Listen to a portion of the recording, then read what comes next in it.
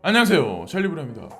비트코인이 11,100달러를 뚫지 못하는 상황에서 지금 현재 알트코인 순환매 장세는 지금도 지속되고 있다. 근데 비체인이 제가 어저께 눈에 좀 들어오고 있다 이렇게 말씀을 드렸었잖아요. 그래서 오늘이나 뭐 내일에 어떻게 이게 반등이 지속될지 모르겠지만 거의 바닥을 찍은 게 아닐까라고 이제 생각이 되고, 그걸 또 추가적으로 말씀드리고, 이제 명절 당일에 왔죠. 그래서 명절날 가족들하고 즐거운 시간들 되시고, 뭐 아침에 이제 뉴스를 이것저것 보고 서머리를 하고, 뭐 차트적인 관점, 해외 차트리스트가 어떻게 보나, 그 정도 이제 시간 할애하는 게 뭐 제가 뭐 얼마나 많이 할애를 하겠어요. 그래서 어쨌건 오늘 영상에서는 뭐 전반적인 뭐 임팩트 있는 뉴스가 있는 건 아니에요.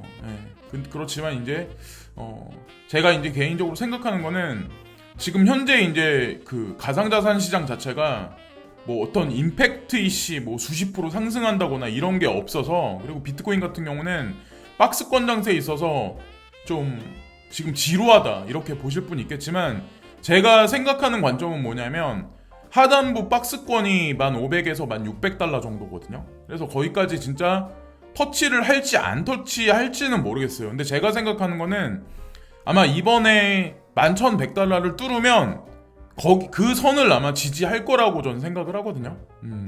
그래서 뭐 여러 가지 어떤 그런 게 있기 때문에, 저도 근거가 있기 때문에 이제 개인적인 생각을 말씀드렸고, 어쨌건 현재 이제 아직까지 장세의 변화 크게 없고, 자, 어떤 분이 이제 이 차트를 올렸는데, 자, 여기 차트에 보시면은 제가 이걸 설명드리려면 2017년 말에 19,870달러, 2만 달러 가까이 찍으면서 정고점을 뛰어넘었어요.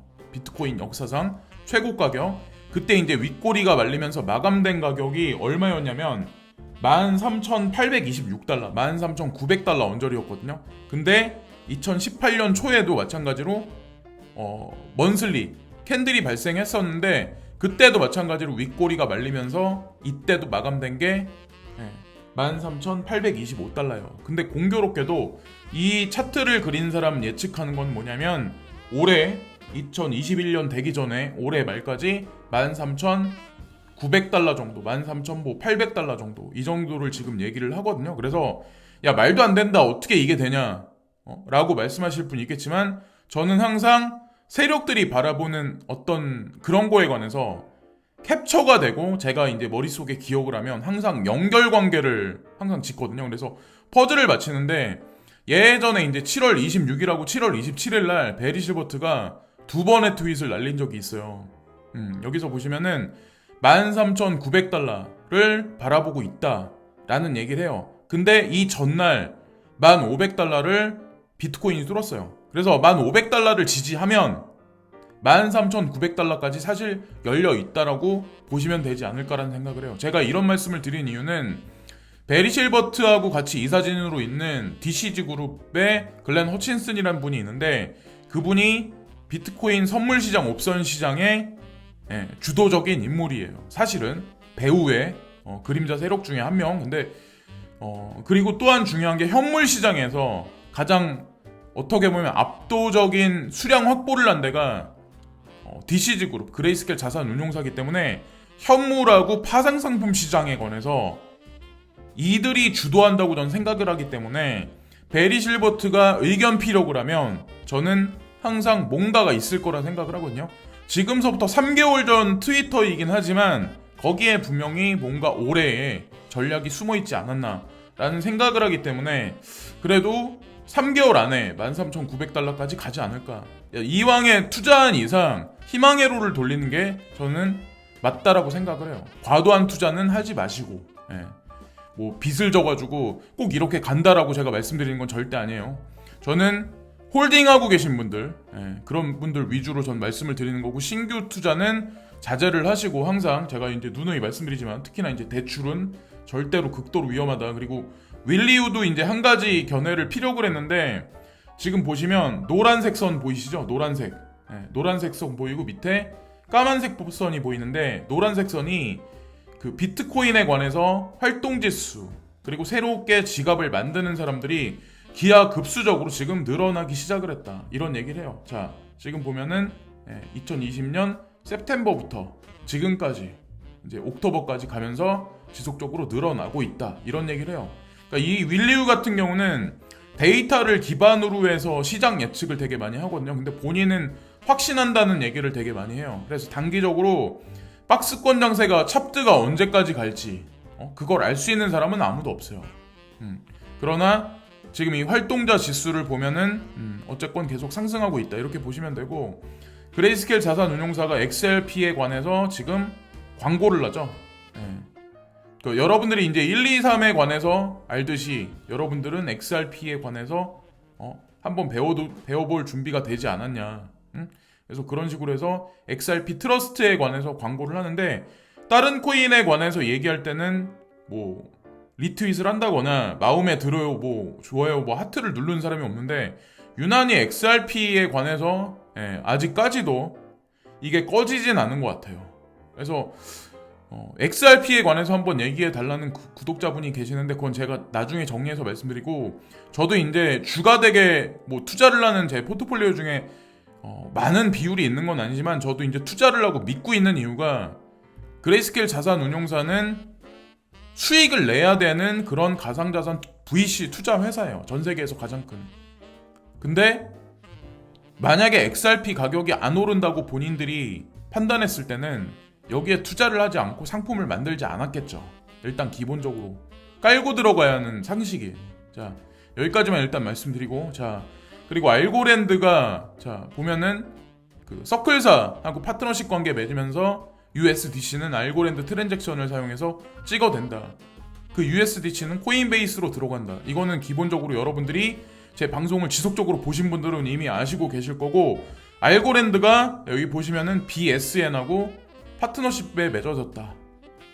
BSN 메타에 들어가 있는 코인들 몇 개가 있죠. 지금도 뭐 이더리움부터 해가지고 이오스부터 해가지고 네오코인, 뭐 아이리스 넷부터 해가지고 몇 가지 코인이 있죠. 테조스랑 해가지고 몇 가지 코인인데 알고랜드까지 이번에 추가됐다. 그래서 뭐 경축 행사 뭐 이런 걸 했나봐요. 그래서 BSN 메타에 관해서 향후에 어떤 코인들이 또 들어갈까 유추해보면 또 재미난 결과가 있을 거라 생각하고, 오늘 아침에 나온 그레이스케일 자산운용사 거거든요. 그래서 아마 답답하실 거예요. 여기에 있는 코인들 투자하신 분들도 답답하신 분들이 되게 많을 거예요.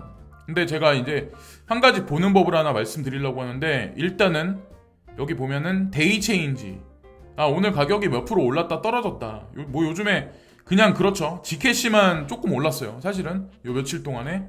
그리고 여기 보면은 총 양이 있어요. 총 얼만큼 들고 있나. 근데 여기 거를 잘 보셔야 되는데, 비트코인 캐시 가격이 많이 오른 건 아니에요, 요 근래. 근데 비트코인 캐시 가격 총량을 보시면 사실은 늘어났어요. 여기 보시면은 이게 이틀 전보다 늘어났다는 얘기가 아니라 한 달 전, 두 달 전에 총액하고 비슷해졌어요. 가격은 예전보다 떨어져 있는데, 이 의미를 잘 보셔야 된다는 얘기예요. 그 얘기는 매집하고 있다는 얘기고, 또 여기 보면은 라이트코인 있죠. 다른 코인들 총액은 사실 좀 줄여놓은 게 많거든요, 비트코인 외에. 근데 비트코인 캐시랑 라이트코인 보시면은 다른 코인보다 상당히 많이 늘려놨어요, 지금 현재 상황이. 그게 왜 그럴까요?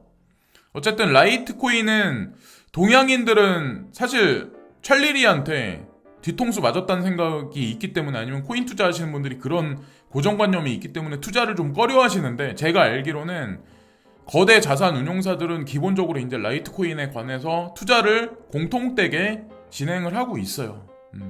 그래서 그런 식으로 보시면 되고, 어쨌건 전체적으로 그레이스케일 자산 운용사 포트폴리오는 우리가 죽을 때까지 존재할 거라고 이제 저는 개인적으로 생각하고, 어저께 이제 구독자님 중에 아도르 코인에 관해서 여쭤보시는 분이 있더라고요. 그래서 아도르 코인 외에도 다른 코인에 관해서도 이제 저한테 물어보시는 분들이 있어요. 뭐 오로라는 어떠냐. 근데 여기다 이제 플립사이드 크립토에다 검색을 해보시면 결과가 바로 나와요. 여기 보면 그 세타 스코어가 436점이에요. 그러니까 500점 미치죠. 그래서 F점을 받았는데, 오로라도 마찬가지로 F점을 받았어요. 여기서 보시면은 이거는 249네요. 완전 진짜 최악이네요. 제가 드리고 싶은 말씀이 있는데, 그리고 아도르 코인 같은 경우는 제가 나쁘다고 개인적으로 어떻게 판단하겠어요. 그러나 플립사이드 크립토닷컴이 판단하는 게 객관적인 어떤 그 데이터를 근방으로 해서 판단 내렸기 때문에 그게 아마 맞을 거예요. NXT 코인의 스냅샷을 진행하면서 아도르 코인이 생성돼서 지급이 됐었거든요. 저도 이 코인을 NXT 코인을 예전에 보유할 때 이 코인을 받았었어요. 근데 받아가지고 초반에 그냥 팔아버렸죠. 시장에 팔았는데 얼마 안 있다 좀 오르긴 했더라고요. 근데 어쨌건 역사가 좀 오래된 코인이긴 하지만 어쨌건 지금 F 정도 받았다고 했을 때는 글쎄요, 저는 투자할 가치가 그렇게 있을까라는 생각을 하고, 왜 여기 보면은 S 등급부터 A 등급까지 괜찮은 코인들이 쭉 있는데 내 돈을 주고 뭐하러 F 등급에 있는 코인을 뭐하러 사서 불안해 하시냐는 거죠. 그래서 저한테 이제 묻지 마시고 오늘도 말씀드리지만 플립사이드 크립토닷컴에서 검색을 한번 해보세요. 거기 검색창이 있거든요. 제일 위에 보면은 거기서 검색해보시면 아 지금 A 정도 있구나, B 정도 있구나, B에서 상위 정도 있구나, B에서 상위 정도에 있는 점수들 정도 있는 거죠. 한 700점 밑에 안 갈 정도, 그 정도까지는 저는 그래도 투자로 나쁘지 않게 생각을 해요. S나 A는 더더욱 좋죠. 근데 C나 F 정도까지 가면은 좀 저는 솔직히 그렇거든요.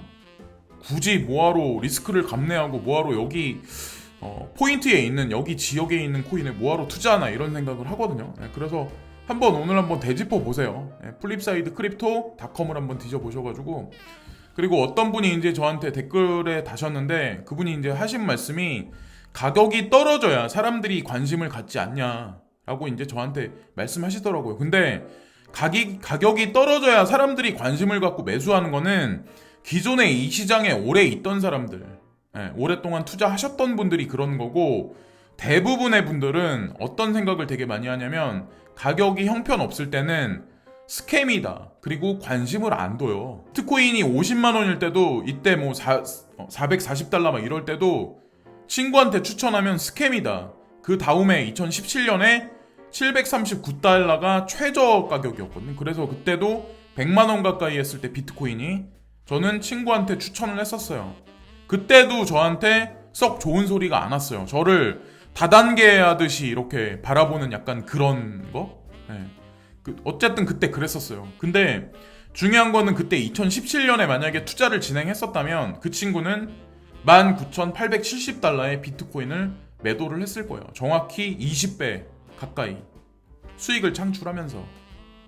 이렇게 가격이 올라가야 사람들이 관심을 가져요. 지금도 가만히 보세요. 2020년 들어서 지금 4쿼터 이제 하반기에 들어갔는데 사람들이 관심을 안 갖는 이유가 가격이 안 올라가니까 관심을 안 갖는 거예요. 아무리 좋은 뉴스가 나온다 해도 보통 일반적으로 내가 투자한 코인이 당장 명목화폐에 가격이 올라가야 관심을 가져요. 그건 아무리 설명을 드려도 보통 일반적으로 다 그러더라고요. 가격이 떨어지면 오히려 손절을 쳐. 오히려 매수를 적극적으로 진입을 해야 되는데 사실은. 그래서 어쨌건 저는 그런 견해를 생각하고, 요 근래에 이제 미국 대선이 가까워졌죠. 11월 3일 날이니까 거의 뭐 한 달여 남짓 있죠. 그래서 이것 때문에 비트코인도 이제 코로나19의 팬데믹 때문에 하락할 거다, 폭락할 거다 라고 생각하시는 분 있겠지만, 주식시장도 마찬가지고, 제가 생각하는 건 뭐냐면 불확실성이 큰 건 사실이에요. 누가 당선되냐에 따라서. 그러나 불확실성이 크지만 시장을 파괴할 정도는 없을 거다라고 생각하는 게 제 개인적인 견해예요. 그래서 민주당하고 공화당의 예산에 관해서 그게 어떻게 될지 모르겠지만 분명히 그것도 판가름이 나서 주식시장을 다시 거침없이 끌어올릴 가능성이 상당히 농후하다는 거죠.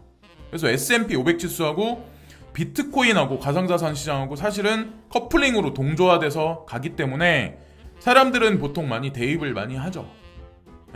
그래서 저도 이거를 덧붙여서 그냥 말씀드릴 뿐이에요. 그래서 뭐 폭락한다라고 말씀하실 분 있겠지만, 자, 오히려 이제 어떤 뉴스가 나왔냐면 이 기사를 CCNA 이제 계좌를 조셉 영이라는 분이 하셨는데, 75년 억제된 유동성의 폭탄이 2021년 S&P 500 지수가 폭발을 유발할 거다. 폭락한다는 게 아니라 이분은 이제 폭발할 거다 이런 식으로 말씀하시는데, 저도 폭발할 거라는 생각을 하거든요.